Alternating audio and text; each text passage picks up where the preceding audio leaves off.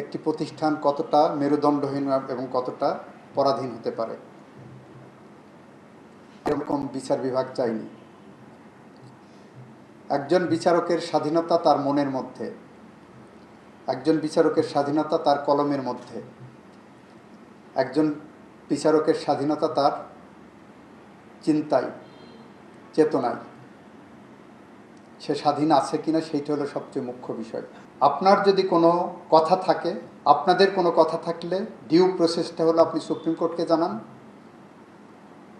আপনি আইন মন্ত্রণালয়কে জানান। Let us take it up, আমাদের যেটা করার আমরা করব।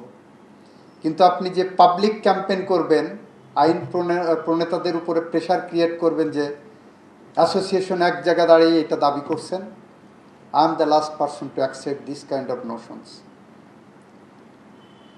ওনারা আমাকে জানালেন কমিটির মিটিংয়ে, সব এক জায়গায়, মুন্সেফ অথবা সহকারী জজ, আমি নিজে কনভিন্সড না হলেও আমি সিভিল জজের পক্ষে অবস্থান নিলাম। এখানে আমাদের আইন মন্ত্রণালয়ের জয়েন্ট সেক্রেটারি ছিলেন, অ্যাডিশনাল সেক্রেটারি ছিলেন, ওনারা সবাই ছিলেন।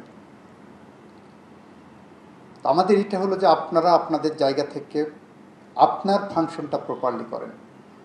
শুধু আপনাদের আমার এটা চাই, আমার ওটা চাই, আমাদের এটা চাই, এই সংখ্যাটা বেড়ে গেছে ইদানিং।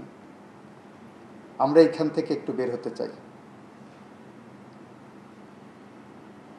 আমরা এখান থেকে বের হতে চাই এই কারণেই যে আমরা জুডিশিয়ারিকে মানুষের আস্থা, ভরসা, বিশ্বাসের একটা জায়গা নিতে চাই। আমরা চাই মানুষের আস্থা বিচারকদের কাছে ফিরে আসুক।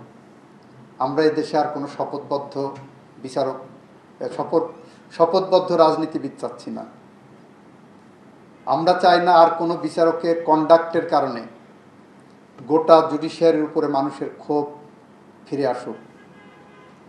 আমাদের প্রত্যেকটা মানুষের, যারা আইন অঙ্গন কেন্দ্রিক, ইভেন বাংলাদেশের প্রতিটা মানুষের কাছে প্রধান বিচারপতির বাসভবন তীর্থস্থান সমতুল্য। ওদিকে তাকানো যায়, ওর মধ্যে ঢোকা যায় না, কারণ ওটা পবিত্র স্থান। ওখানে পবিত্র মহান প্রধান বিচারপতি থাকেন। এরকম একটি ধারণার থেকে আমরা ওই প্রতিষ্ঠানকে দেখতাম। ওই প্রতিষ্ঠানটা মানুষের ক্ষোভের জায়গা হোক, আক্রমণের জায়গা হোক, কেউ ভিতরে ঢুকে দেয়ালে লিখে আসুক